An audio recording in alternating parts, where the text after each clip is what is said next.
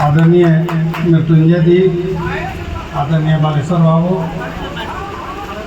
हमारे साथ उपस्थित हमारे माननीय पूर्व विधायक जनार्दन पासवान जी, शशिकांत तिवारी जी, भीम बाबू, खाचो बाबू और यहाँ गड़िया ग्राम के उपस्थित सभी हमारे माताएं, बहनें, नौजवान साथी। मुझे सच कहिए तो ये सुन के बहुत अच्छा नहीं लगा कि 75 साल में कोई सांसद यहाँ आया। ईश्वर न करे कि ऐसी स्थिति अन्य जगह हो।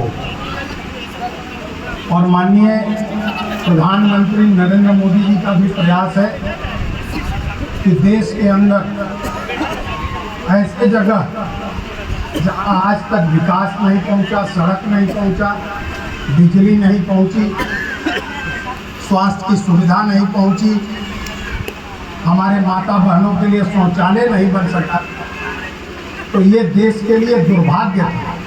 लेकिन आज माननीय प्रधानमंत्री नरेंद्र मोदी जी के नेतृत्व में ये सड़क आपके यहाँ पहुँचा है और सड़क विकास का रास्ता खोलता है।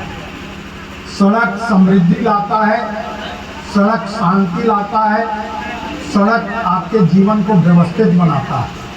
और जो आपने हमको दिया है, अभी हम लोगों की बातचीत चल रही थी, तो आपके ध्यान में डालना चाहेंगे कि हम लोग गड़िया मध्य विद्यालय को हाई स्कूल में अपग्रेड करने के लिए, इसको बनाने के लिए पहले से ही जिला प्रशासन पर हम लोगों ने दबाव डाला है।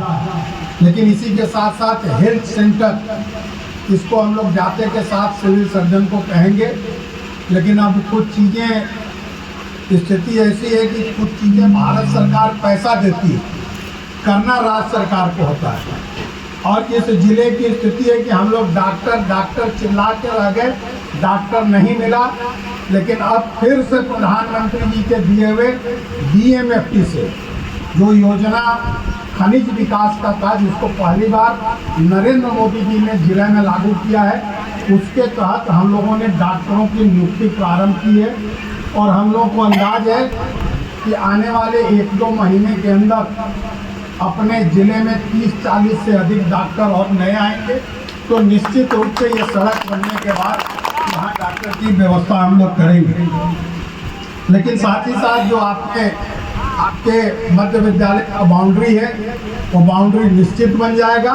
लेकिन इसी के साथ साथ हम लोग ये प्रयास करेंगे कि आपके मध्य विद्यालय में कम से कम आप देश दुनिया से जुड़ें। इसके लिए कम से कम 10 कंप्यूटर जल्द से जल्द आपके विद्यालय को उपलब्ध कराएं। और एक बात सही है जो आपने कहा, हम लोग चर्चा कर रहे थे कि यहाँ से 12 चक्की NHAI का दूरी मात्र 8 किलोमीटर। हम लोग निश्चित रूप से ये प्रयास करेंगे कि इस 8 किलोमीटर के रास्ते को किस तरह से हम लोग उपाय करें कि एक कनेक्टिविटी बन जाए, ताकि हम 12 चक्की से गड़िया होते, कान्हा चक्की होते, एक पूरी रांची तक जाने की सुविधा हो सके।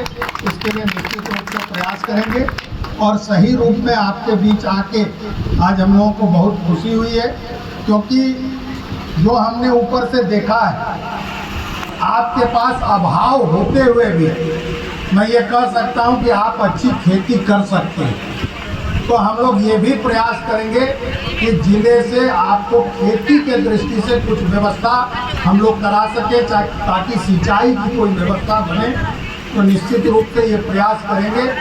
लेकिन एक चीज़ निश्चित जानिए कि माननीय प्रधानमंत्री नरेंद्र मोदी जी ने ये तय किया है कि हमारी माता बहन बेटियों को भी जो खुले में शौच जाना पड़ता था, हमारी स्थिति ये थी कि हमारी माँ बहन बेटी जो है सुबह सूरज उगने के पहले और फिर सूरज डूबने के बाद किसी का तबीयत खराब हो जाए, लेकिन कोई चिंता नहीं करता।